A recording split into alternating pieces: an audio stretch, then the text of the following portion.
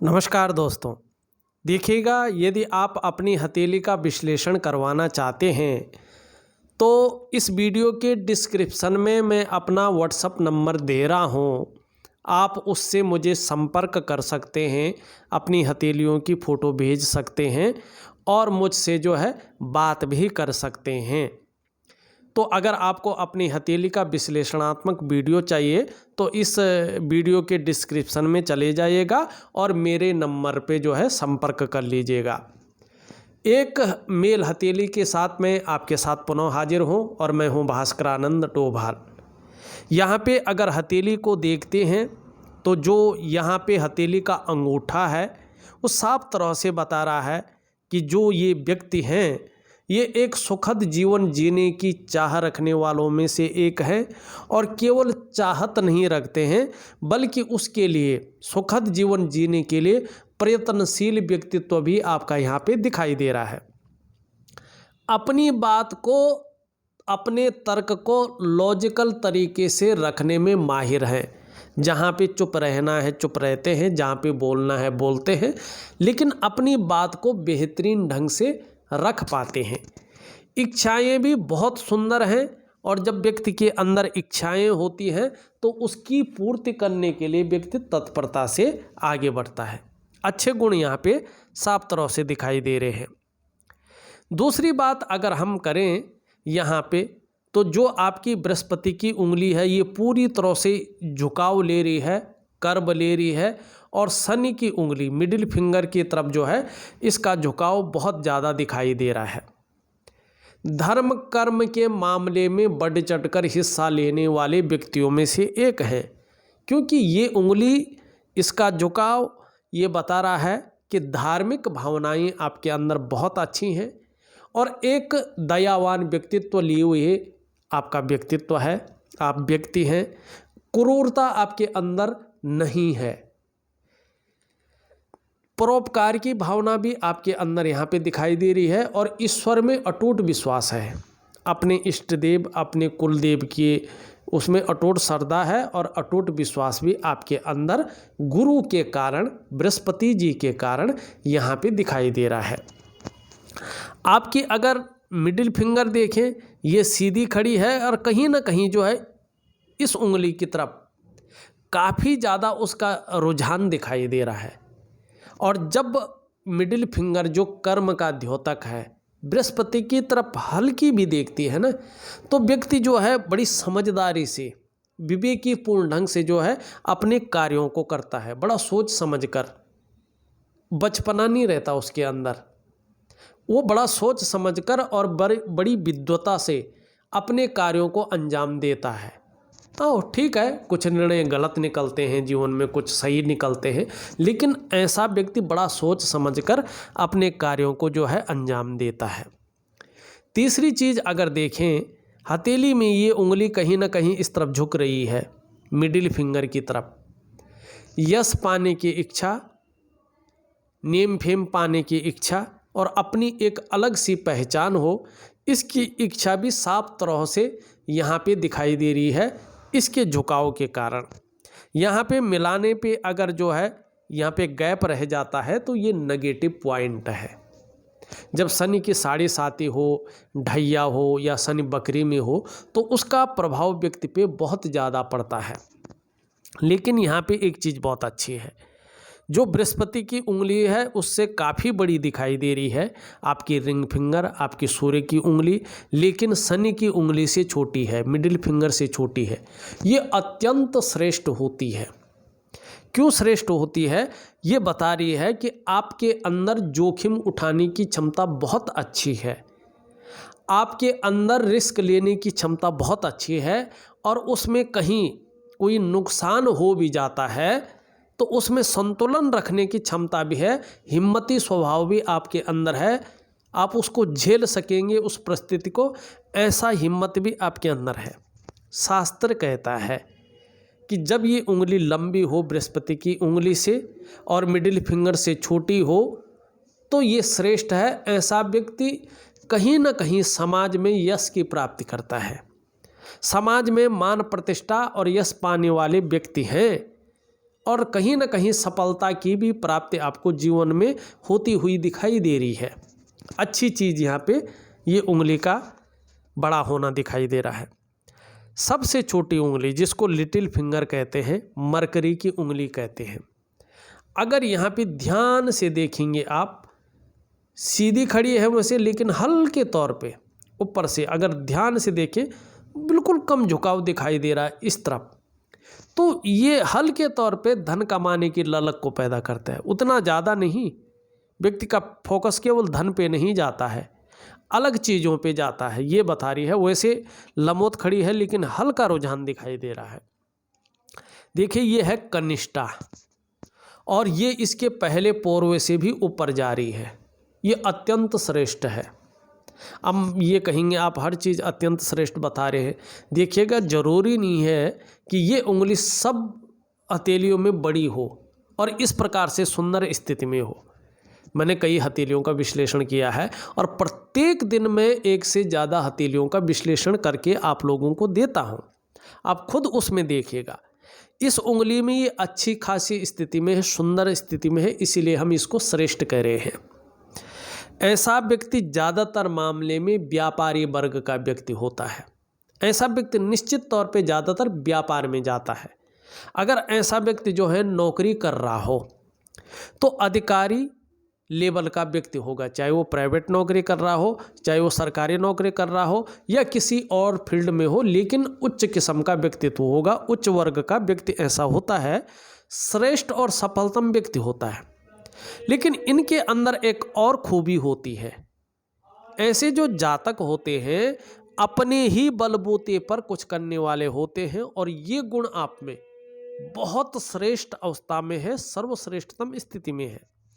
जब कनिष्ठिका ज़्यादातर अपने स्थान पे इस तरह से लंबवत होती है ना, तो ऐसा व्यक्ति स्वयं उद्यमी तो होता ही है, कुछ ऐसे करने की फितरत में भी रहता है जीवन में कि जिन अच्छे कार्यों के लिए लोग उन्हें सदैव सदैव के लिए याद रखें। ऐसी भी इच्छा होती है, ऐसी फितरत ऐसे लोगों की होती है और यही लोग समाज में कुछ ऐसा करते हैं जिससे इनको हमेशा याद रखा जाता है। तो ये आपकी हथेली में बहुत श्रेष्ठ है, बहुत अच्छा है। अब एक चीज़ देखिएगा, क्योंकि मुझे रोज़ फीडबैक आता है इस चीज़ का और मनोबल बढ़ता है, इसलिए मैं आप लोगों को ये चीज़ बताता हूँ। ये स्वयं की रिसर्च है, इसलिए बताता हूँ मैं, और निश्चित तौर पे ऐसा ही होता है। देखिएगा, जब ये उंगली लंबी हो आपकी बृहस्पति की उंगली से और इस उंगली से छोटी हो और साथ में ये उंगली लंबी हो और इसके पहले पोरवे तक पहुंच रही हो या उससे आगे बढ़ रही हो और बृहस्पति आपका बहुत सुंदर है, भाई जीवन काल में एक बार तो सुंदर होगा, मगर उम्र रहते सुंदर है और ये बकरी नहीं है, बहुत ज़्यादा दूषित नहीं है, बैठा नहीं है, उठा नहीं है, सामान्य अवस्था में है और ये भी जो है कट वाला, इसमें कोई हिसाब नहीं है, दूषित नहीं है और ठीक ठाक है, मानी थोड़ा वैसा भी हो तो कोई बात नहीं। ये राजयोग बनाती है, विशेषतर ये पर्वत देखना है हमें, और ये बकरी ना हो, बाकी तो जैसा भी हो, ठीक है ना। ये दोनों इस प्रकार से हो, ये लंबी हो इस उंगली से और इससे छोटी हो बीच वाली से, ये उंगली लंबी हो, इसके पहले पोरवे तक पहुंच रही हो और बृहस्पति अच्छा हो, तो ये राजयोग को जन्म देती है। ऐसा व्यक्ति 99.9% मामले में सरकारी नौकरी या इससे संबंधित क्षेत्र में कार्य करने वाला होता है या कार्य उसको मिलता है। किसी परिस्थितिवश ऐसा व्यक्ति अगर सरकारी क्षेत्र में या उससे संबंधित क्षेत्र में कार्य न मिल पाया हो तो ऐसा व्यक्ति व्यापार में जाता है और व्यापार में उत्कृष्टता हासिल करता है और उसी के कारण जाना जाता है। तीसरी बात है, ऐसे में ही करना चाहिए व्यक्ति को, और उसमें भी अगर बृहस्पति ठीक हो तो या राजनीति का क्षेत्र है, एजुकेशन का क्षेत्र है, इंजीनियरिंग का क्षेत्र है, मैनेजमेंट का क्षेत्र है, वाणिज्य का क्षेत्र है या कानून का क्षेत्र है, इसमें अगर आदमी करियर बनाए तो बहुत बड़ी कामयाबी को हासिल करता है। ये बहुत बड़ा राजयोग जो है व्यक्ति का बनाता है। तो यहाँ पे आपकी उंगलियां इस प्रकार से सुंदर रूप में दिखाई दे रही हैं, बहुत अच्छे रूप में यहाँ पे दिखाई देती हुई नजर आ रही है। अब थोड़ा सा जो है हम अलग चलते हैं। यहाँ पे थोड़ा सा एक चीज रह गई है उंगलियों पे। अगर आप यहाँ पे देखेंगे लगभग लगभग सभी उंगलियों का झुकाव यहाँ पे कहीं ना कहीं जो है बृहस्पति की ओर दिखाई दे रहा है, बृहस्पति की उंगली की ओर दिखाई दे रहा है निश्चित रूप से, चाहे हल्का है, आप खुद देख लीजिएगा। इस उंगली की तरफ जो है, और ये किसकी उंगली है? आचार्य बृहस्पति जी की उंगली है। इसकी तरफ सभी उंगलियां झुक रही है, अपना झुकाव दे रही है। ये बता रही हैं कि आपके विचारों में स्वतंत्रता है और ज्यादातर में अपनी ही बातों को मनवाने की इच्छा है। क्यों? क्योंकि सीधी सी बात है, ये गुरु पर्वत से प्रभावित हो रही है और लीडरशिप की क्वालिटी आपके अंदर देती हुई यहाँ पे दिखाई दे रही है। अगर हम इसको बारीकी से देखते हैं तो ये चीज इस प्रकार से जो है आपके अंदर ये दे रही है। अब थोड़ा सा जो है हम चलते हैं कुछ अच्छी रेखाओं के ऊपर। ये रेखाएं यहाँ पे क्या कह रही हैं? सबसे बड़ी रेखा अगर आप देखेंगे यहाँ पे एक रेखा है, बहुत महत्वपूर्ण रेखा है, सबसे छोटी दिख रही है ना, लेकिन व्यक्ति को अपने क्षेत्र में इतनी अच्छी बेसिक नॉलेज रहती है कि लोग भी आके इनसे जो है सलाह मशवरा करते हैं और इनकी बातों पे चलने वाले होते हैं। अपने क्षेत्र में बहुत बड़ा ज्ञान ऐसा व्यक्ति रखता है, आत्मज्ञान भी रखता है, नॉलेज भी रखता है और ज्ञान भी रखता है। ये विद्या की रेखा है, ये बहुत बड़ी रेखा है, ये नॉलेज की रेखा है। और ये रेखा बहुत ही सौभाग्यशाली व्यक्तियों की हथेली में होता है। और जब हमारा बचपन रहता है लगभग लगभग सभी की हथेली में ये रेखा होती है 10-15 वर्ष तक। उसके बाद जैसे जैसे उम्र बढ़ती है ज़्यादातर ये सूर्य की रेखा में विलीन हो जाती है। तो अच्छी है जैसा भी है। अब यहाँ पे देखिएगा आप, यहाँ पे आपकी जो है हृदय की लकीर सीधा सीधा जो है, अच्छा पूरी बृहस्पति को ये पार नहीं कर रही है, जुपिटर माउंट की तरफ जा रही है, लेकिन टच कर रही है, यहाँ पे टच कर रही है, ठीक है ना, पूरी नहीं विलीन हो रही है, टच कर रही है। ध्यान से देखिए, ये 2-3 चीजें एक्स्ट्रा देती है। क्या देती है? एक तो सुबह उठते ही व्यक्ति का जो है जो दिमाग जाता है ना, पैसा कमाने पे जाता है, धन की तरफ चला जाता है। दूसरा जो ख्याल जाता है अपने शरीर की तरफ जाता है, फिजिकल बॉडी की तरफ जाता है, उसको मेंटेन रखना, उसमें बहुत ज़्यादा ध्यान देना। और तीसरी कहीं ना कहीं ये कामुकता की तरफ भी व्यक्ति को ले जाती है। अच्छी चीज़ें हैं, उसको अन्यथा न लें आप। और चौथी चीज़ ये देती है कि व्यक्ति इस प्रकार की सोच रखता है कि सबके लिए जो है उसकी सोच बढ़िया रहती है और अधिक से अधिक नॉलेज करने की क्षमता, बढ़ाने की क्षमता रखता है, बुद्धिमानी से काम लेता है और तेजस्वी भी होता है। प्रेम का मामला में ये सर्वश्रेष्ठ होते हैं, हृदय की गहराई से प्रेम करते हैं, अंतर्मन से अंत तक निभाने वाला व्यक्तित्व भी यहाँ पे दिखाई देता हुआ नजर आ रहा है। और एक चीज ये और कह रहा है, देखिएगा, चाहे जीवन में बहुत बड़ा कुछ ना कर पाए वो बात अलग है, लेकिन चाहे आप व्यापार करें, चाहे आप नौकरी करें, चाहे और काम करें, लेकिन एक सुंदर जीवन आपका व्यतीत होगा, ये यहाँ पे हृदय की रेखा बता रही है। अब चलते हैं यहाँ पे आपकी जो है हृदय रेखा से ही एक रेखा जो है यूं निकलती हुई दिखाई दे रही है, हृदय रेखा से सूर्य पर्वत की ओर दे रही है ना, सूर्य पर्वत की ओर ये निकल रही है। तो निश्चित ही क्या बता रही है?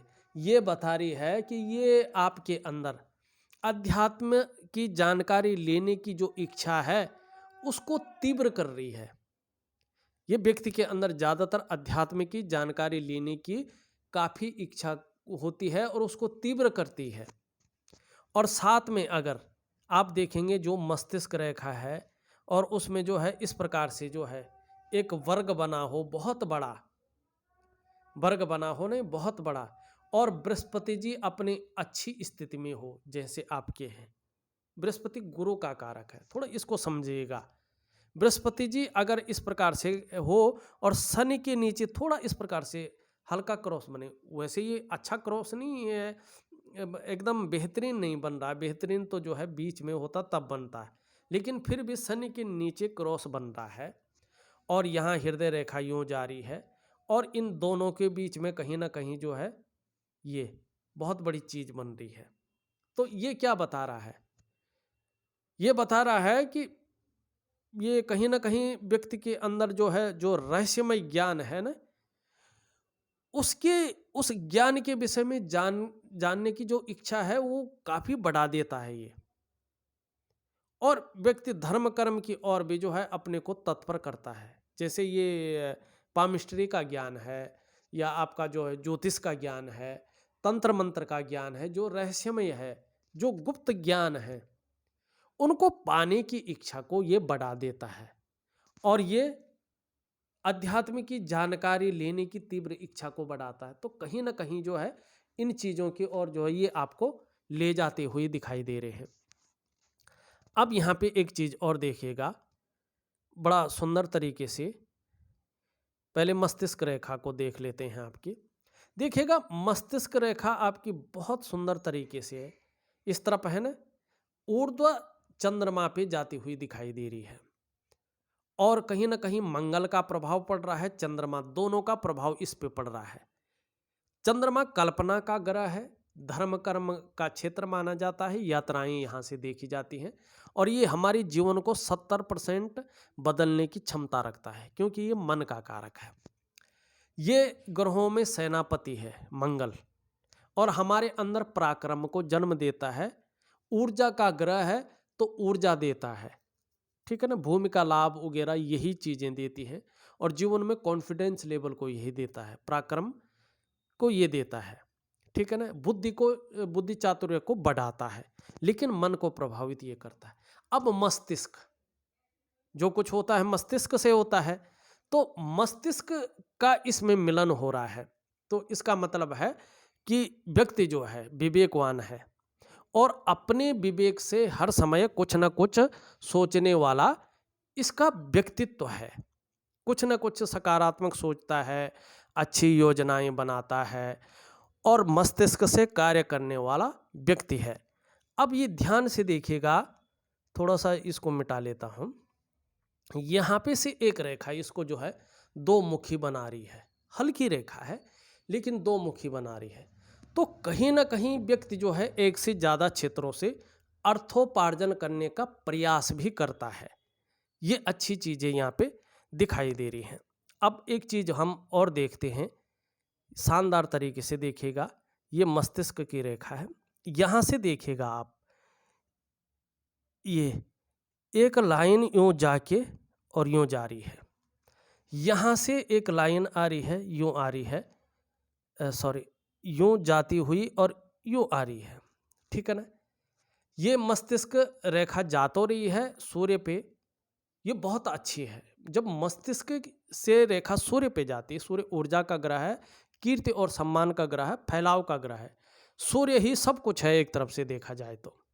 अगर मस्तिष्क रेखा सूर्य की तरफ चली जाए तो यश को बढ़ाती है, मान सम्मान को बढ़ाती है, प्रतिष्ठा को बढ़ाती है, पद देती है। इस प्रकार की चीज़ें जातक को मिलेगा ही मिलेगा, इस बात की श्योरिटी देती है। और कहीं ना कहीं ऐसा जातक अगर ये क्लियर हो, ऐसा जातक उच्च पदवी वाला होता है या राजनीति में राजनेता हो सकता है या कोई आईएएस अधिकारी हो सकता है, कोई बड़ा अधिकारी हो सकता है, ऐसा व्यक्ति होता है क्योंकि ये देता है। लेकिन यहाँ पे क्या है, यहाँ से रेखा आके इसको यहाँ पे खंडन कर रही है, तो जो इसका गुण तत्व है, जो इसको देना चाहिए था, वो उस रूप में नहीं दे रहा है। एक अलग पहचान जो देने की संभावना थी उसको कट कर रहा है। अब इसके लिए क्या करना है, जो अलग सी पहचान हो अपनी। एकदम समाज में तो यार सभी हैं, भेड़ बकरियों की तरह सब चल रहे हैं, लेकिन कुछ व्यक्ति होते हैं जो अलग से जाने जाते हैं, वो इसी रेखा के कारण जाने जाते हैं, ठीक है ना। लेकिन यहाँ पे कट रहा है, इसको खंडित कर रहा है, इस योग को खंडित कर रहा है। तो इसके लिए आपने क्या करना है, मस्तिष्क से सूर्य जो है आपके मस्तिष्क को उस स्तर तक ले जाए और जीवन में एक अलग पहचान बने अपनी, वैसे तो धन दौलत तो सबका चलता रहता, उस चीज़ पे मत सोचो इसको। अब इसको खंडित न हो ये, तो उसके लिए क्या करना है, सूर्य क्रिया करनी है, सूर्य की उपासना भी करनी है, निश्चित है, उसको मैं दूंगा आपको। अब यहाँ पे देखेंगे आप, एक त्रिकोण जो है ये बनता हुआ दिखाई दे रहा है, एक त्रिकोण ये बनता हुआ दिखाई दे रहा है, लेकिन एक रेखा खंडित हो रही, तो इस त्रिकोण का भी उतना फायदा नहीं मिल रहा है। वैसे अगर सूर्य पे त्रिकोण हो तो निश्चित रूप से ये कहीं ना कहीं व्यक्ति को बुद्धिमान बनाता है। ऐसा व्यक्ति कला का पारखी होता है और सिद्धहस्त होता है। सूर्य पर्वत पर इस निशान का होना व्यक्ति के धनी होने की भी निशानी होती है, और संभव है ऐसा व्यक्ति करोड़पतियों की सूची में अपना स्थान बनाए। पैतृक रूप से ऐसा व्यक्ति कितना भी निर्धन हो, आर्थिक संपन्न भी हो, तो भी अपनी प्रतिभा के बल पर बहुत अधिक धन और प्रसिद्धि भी कमाते हैं, ये इस बात का द्योतक है। तो कहीं ना कहीं ये जो खंडित योग बन रहा है, इसको ठीक करने की यहाँ पे आवश्यकता दिखाई दे रही है। अब यहाँ पे जो है चले जाते हैं, थोड़ा कहाँ जाते हैं, आपकी जीवन की रेखा पे। जीवन की रेखा इस तरह से आ रही है आपकी, और केतु की तरफ चली जा रही है। केतु को क्या माना जाता है, केतु को ज्योतिष में मोक्ष का कारक माना जाता है। जो हमारे जीवन का लक्ष्य वास्तव में है वो निर्वाण की प्राप्ति है, और कहीं ना कहीं व्यक्ति जो है मोक्ष की प्राप्ति उसका लक्ष्य है। लेकिन यहाँ पे एक रेखा आके इससे मिल रही है, अंत में ये दो भागों में विभक्त हो रही है।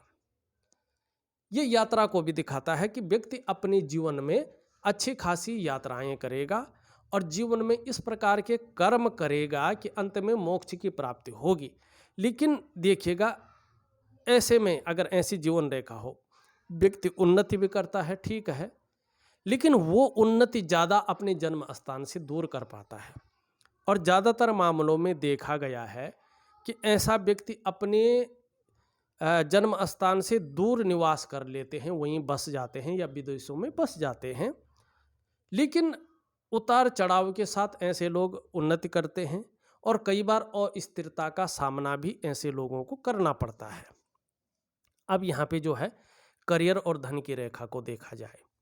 करियर और धन की रेखा इस प्रकार से आ रही है, यहाँ से फिर इस प्रकार से जा रही है, फिर यहाँ से बहुत धूमिल हो रही है।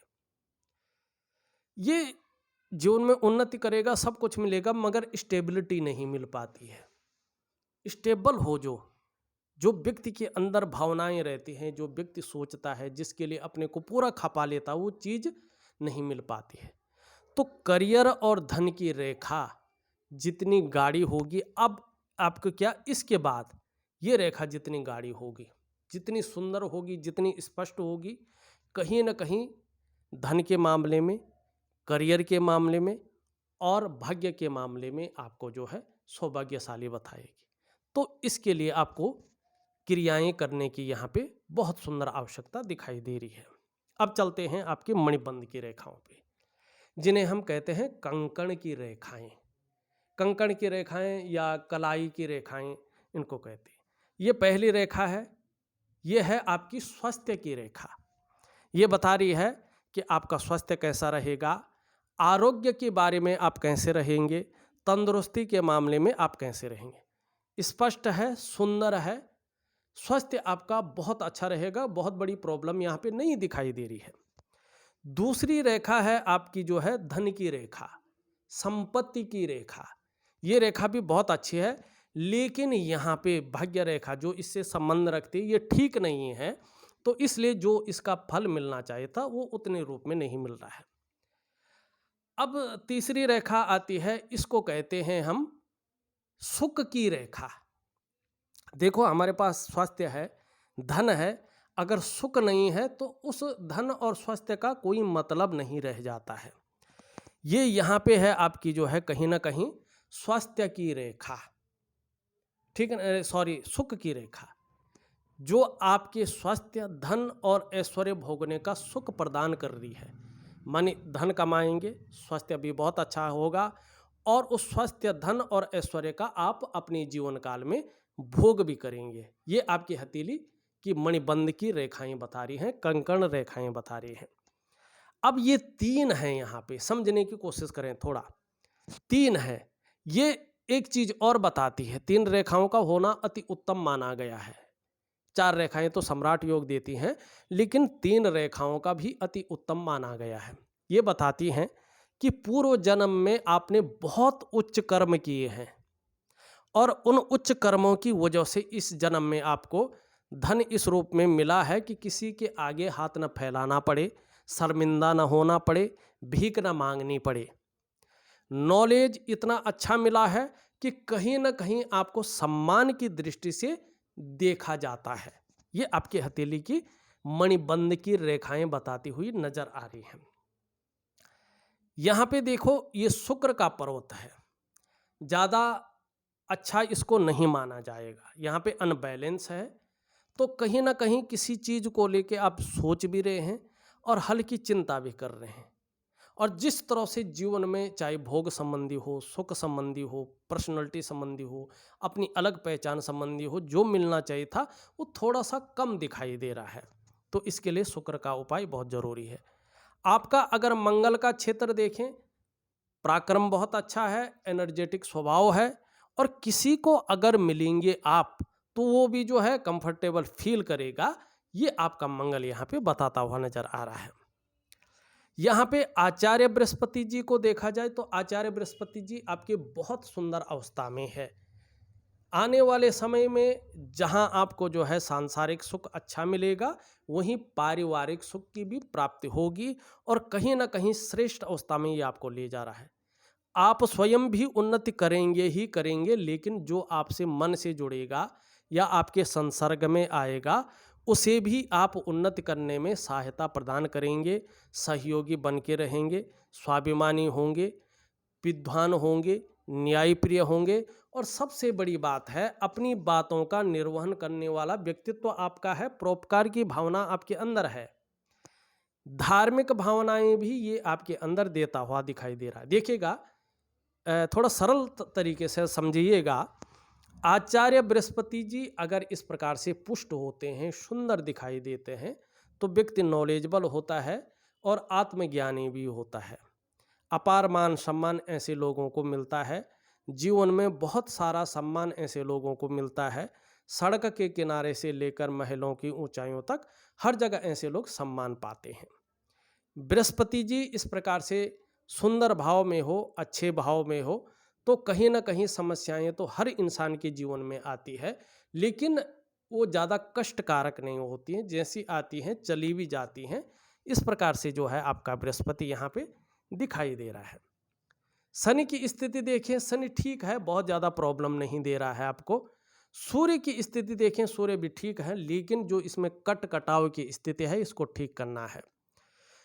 बुध आपका ठीक है, आने वाले समय में और भी अनुकूल यहाँ पे रहेगा, इस बात की ये संभावना को जन्म दे रहा है। लेकिन चंद्रमा यहाँ पे थोड़ा अनुकूल नहीं है, तो कभी कभी डीपली सोचना, मन का विचलित होना, भावनाएं ज़्यादा आ जाना, मन थोड़ा हल्का खराब होना, इस चीज़ को ये दिखाता है। कभी कभी नींद आने में दिक्कत आना, इस चीज़ को ये दिखाता है, लेकिन उतना नहीं है।